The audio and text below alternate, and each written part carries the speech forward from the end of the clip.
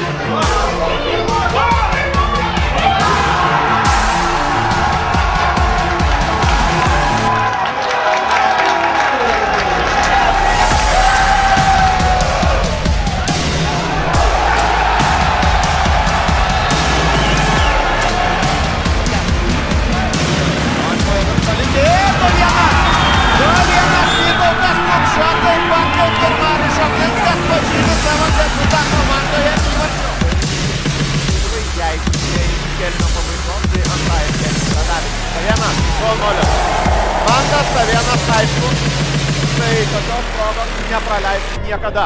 44 minutė, antrasis įvartis šiandien. Prašo įvarčio Aukštaitijos stadionas ir jį gauna vieną kampą. Vartininką Bičką.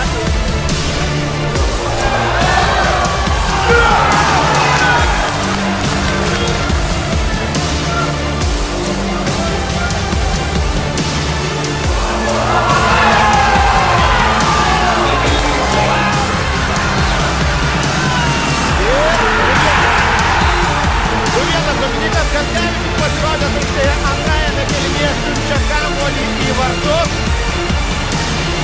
Na kągi, komanda, kuri kovoja dėl čempiono titulo, rodo valios stebuklus, galbūt sakykime tai.